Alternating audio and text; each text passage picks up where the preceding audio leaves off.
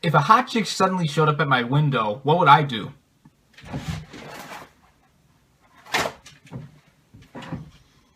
I'm forever alone. What is up, everybody?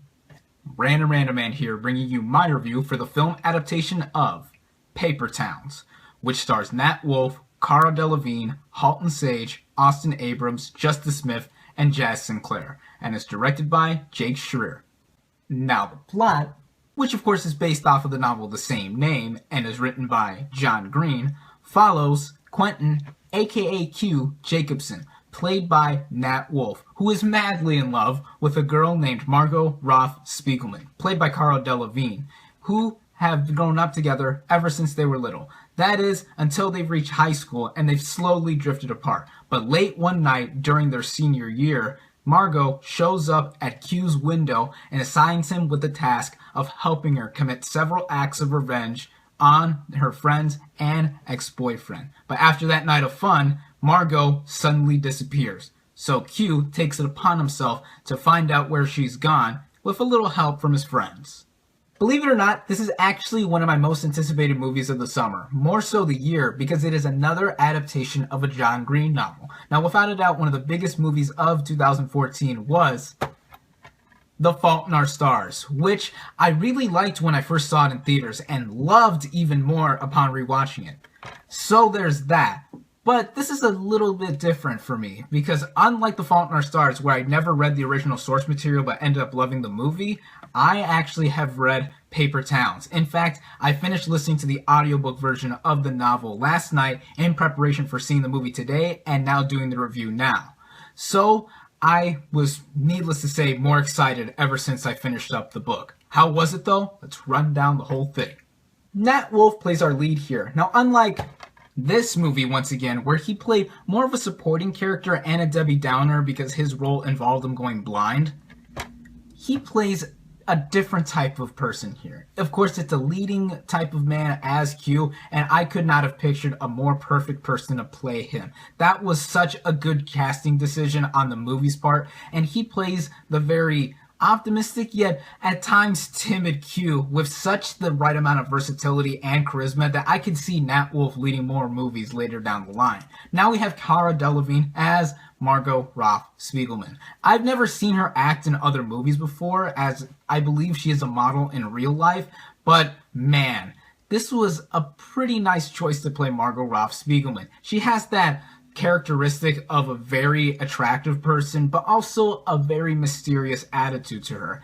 Halton Sage plays Lacey, Margot's best friend. She does exceptionally well for the role she is given, and I've never seen her in movies either, but she has a very nice screen presence like Delevingne, if I do say so myself. Austin Abrams plays Ben, one of Q's best friends, and he was my favorite character in the book, and wow, perfect casting here. I loved his attitude and his line delivery as it was straight out of the novel, and he's one of those type of friends that makes sexual jokes all the time, and he's like, towards Q's mom, I would love to hit that all day, every day. Just, wow. Perfect casting again. I love this character. Perfectly realized. We also have Justice Smith as Q's other best friend, Radar. He does excellently too. And Jazz Sinclair as Angela, Radar's girlfriend. She does a very good job too. Everyone here is just simply fantastic. And the fact that they have impeccable chemistry with one another just makes them more realistic and all the more natural for how these feel like real teenagers doing real stuff. Oh, and by the way, there's a cameo from a cast member from this movie. And I'm not going to say who it is, but it's in this movie somewhere, and the cameo is pretty sweet, and be on the lookout for it. So, overall, I think the cast here is just excellent. They are among the best of 2015 so far. Now on to the plot, and since this is a movie that comes from the mind of John Green, the plot at least, it feels like a coming-of-age movie at its core, and that is a very, very good thing, because this man has a way with words and knows how to portray teenagers on the page, and how they're translated onto the screen here is just superb in my opinion. The way they interact with one another, again, with the chemistry, it's just excellent as usual from a story like this.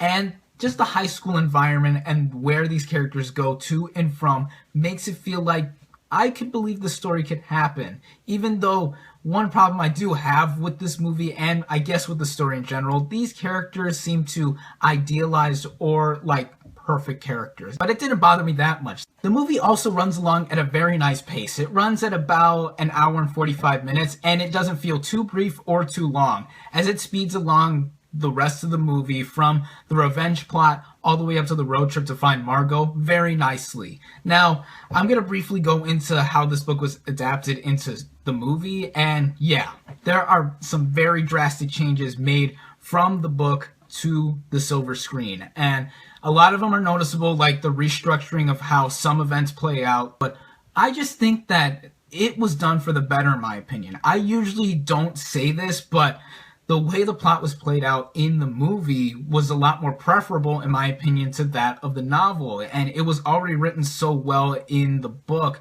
that for the silver screen and how it was just translated over, it made me feel more enjoyable in watching this movie. The movie is well shot, well lit, the locations and how Florida is portrayed is really nice. The music, just like The Fault in Our Stars, is very inspired. I love the young poppy kind of soundtrack, and it just makes the movie feel more of this time period.